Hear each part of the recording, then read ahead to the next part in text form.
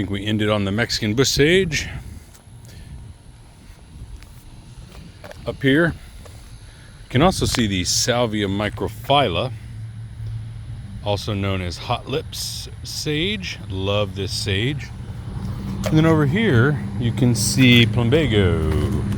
So, plumbago from South Africa, but does really well here. And I love how the blue and yellow play together. I just love that. Love, love, love. This is a good look right here. Flame acanthus right here. This is my hummingbird trap. Hummingbirds cannot pass this up. Cannot pass this up. This is hummingbird crack right here. Flame acanthus.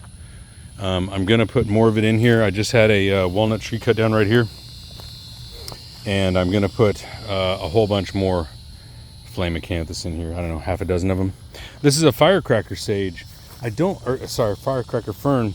I don't really like this firecracker fern, even though it blooms really nice. Like you can see here, blooms really nice. Hummingbirds love it.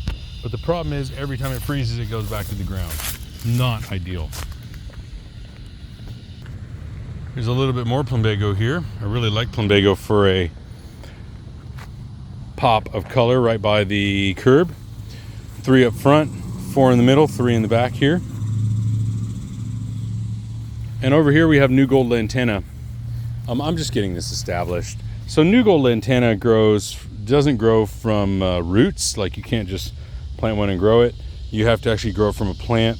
So this is just getting established here. I'll probably have, I don't know, 10 to 12 of them here eventually. Eventually this will all be plumbago and lantana right here. All right. I think I'm going to put all of the azaleas over here. And here we have some variegated ginger. Always wanted variegated ginger. Love this plant. Bicolor iris right here. You can see that. Really cool. Yeah, it's kind of looking dead, whatever. But it's a really cool plant. I love the blooms on the bicolor iris. But the variegated ginger. Come on now, give it up. That looks good. I love this stuff. Just a really cool looking plant. So this is Turk's cap and crown of thorns is what it's turned out to be. Unfortunately, the crown of thorns is really thick in here. I'm gonna have to really focus on getting this removed. Now the good thing is I've got it contained to this area. The bad news is there's a lot of crown of thorns in here. So I have the Turk's cap, which is the #1 shade hummingbird plant in Texas. I love the flame acanthus. It's got a little yopon under there that's kind of getting overtaken. I'll cut that back later. But what's really cool is I got a volunteer loquat. Now, I hate loquats, but my grandfather loved this tree. And so this is the reason that I'm down for having this particular one here, because Papa loved them. And they reminded him of Japan. This is Japanese loquat. And, you know, he spent a lot of time in Japan during the war. So here's another one right here. Love this tree. Gonna use these as wind blocks. These are gonna be my wind blocks here. 2 of them, as you can see, I'm hoping they grow really thick. The wind blows out of the north out of here. And so what I'm hoping is to get a big fig right here, and then 2 of these right here. And hopefully it'll deflect some of the wind coming in. I'm also gonna have to put something over here. I know I have to put something else, but for now, this is my wind block. Right here, this is Celeste fig. This is the one everyone talks about. Apparently they get 30 feet tall. I've heard in this environment they'll get like 15 feet tall, but still, a 30-foot tall fig would be amazing. And so that's why this is here is the wind block. Over here, we have Sabal minor. This is a native palm. And it is a trunkless palm. This palm does, as you see, is very low growing. It actually doesn't get very big unless it's in a swamp, and then it'll grow like a small trunk on it. But I planted these up because I didn't want them to get very big. All I want them to do is just break up the form of the AC unit, to be honest with you. And so as you can see, they kind of already do. Like if you're down here like this, they kind of already break it up. You almost can't see the bottom of it. So eventually they'll get, you know, this big, and then they'll just break it up. That's what I'm hoping for. Chili patine. my favorite pepper, my organic pepper, Texas native pepper. I planted several of them here. Only one of them came back. That's okay. I'm going to plant several more. You can see I've got a big area here. Plant a bunch of petines there. Here's a fern garden. Fern garden's looking pretty piss poor. I forgot to turn on the irrigation, so there's only 3 ferns left. This is a foxtail fern, which is looking pretty hurting. This is a river fern, which is looking pretty hurting. And this is a something else kind of fern that was growing native that I just transplanted here that's doing really well. So that's what I got for my fern garden. It's looking pretty bad right now, not even gonna lie. Crepe myrtle ligustrums over top, not crepe myrtles. I was looking at crepe myrtle. Ligustrums over top of those. And in the spring, around Easter time when those bloom, it's just the most amazing smell. It smells like honey. Here's a crepe myrtle. I put this crepe myrtle here just as a sight block. This house right here has a window right there, and I didn't want them looking on my deck. I want this. I want them to see that. So that's why I planted the wax myrtle right there. One of my favorite trees right here. Ever since I learned about this tree, I've always wanted one. This is a sandpaper tree, a nakwa. Sandpaper, so awesome. Oh man, the leaves feel so cool. And I needed a northern wind block. Now there's not a lot of wind out of the north. I mean, it's not like we get hurricanes out of the north, but you know, we'll get a 40 to 50 mile an hour wind out of the north occasionally. So I wanted some sort of tree to help block. You can see these block the wind there, but I wanted something right here and I wanted something right here. So that's what this is. This is a wind block that will hopefully steer the wind around the house. All right, let's get to some of my favorites. Catalpa. I got 2 catalpa trees here, and that is so that when I have grandkids, this is gonna be the best fishing spot on Lake Houston, right here. Me and my grandkids are gonna sit right there, and we're gonna fish right there. So I'm very excited about fishing with my grandkids, and I'm planting the trees now so I can get that started. This is another water oak. This tree is about 5 years old, and it is enormous. You can see it's every bit of 20 feet tall right now. That is a cypress. Oh, here's a volunteer sabal miner. Pretty excited about that. And see those big stumps right there? They came from, they came from that tree right there. There was a tree right there that unfortunately got ripped apart during a storm and ended up dying. There's a cypress tree right here. I might end up planting another one of these, but really, really like cypress trees, just like the look of them. And I know it's going to take a long time to grow, but also if there's a wind coming this way, this cypress tree is strong, strong, strong. The branches from this tree hopefully will be sitting here and will hold up against that tree. So there'll be a little wind block here.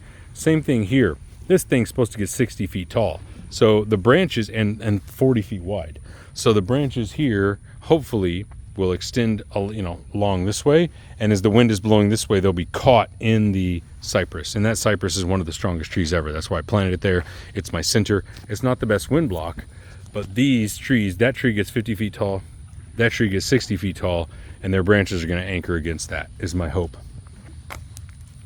All right, got another red maple here. Red maple right there. Oh, yeah, that's right.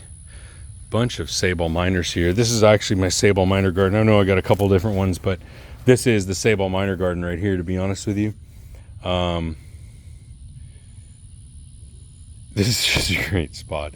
These were the smallest sabal miners I could have bought, and they are huge now. Seriously, these are all like $100 plants. Because all the new growth coming out of there, new growth coming out of here, new growth. They are loving this spot right here. So I'm happy to let them grow. They look so majestic once they get big. Look at the sunset today. See, this is the reason I love this place right here. Just look at that sunset. It's amazing. All right, got an American sycamore here. This is the anchor not the anchor, the edge of my wind block for hurricane winds, which will come this way. I got a block right here. It'll kind of come, but the hurricane winds will come right here. And there is a beaver nutria or something that happens to be eating a lot of my trees. I've got a game camera right there, as you can see. And so all these trees are dead from some sort of beaver nutria. I don't know what it is, but I've got a bunch of game cameras to try and catch what it is and we'll deal with it. This is a Passiflora foetida, which is an edible passion vine. Super excited to have this here because there's one butterfly that will only lay its larvae on this vine. So if you want to have that butterfly, you have to have this vine. And I got a few of them. Plus it's edible. That's kind of cool. See, this tree's dead. I mean, look at this. Whatever it is, just totally ate the bark up that tree and killed it. I'm very disappointed. This is an elbow bush right here. You can see, I don't know if you can actually. This bush makes 90-degree angles almost everywhere it goes. That's why they call it an elbow bush. 90-degree angles. I'm excited for that to get big.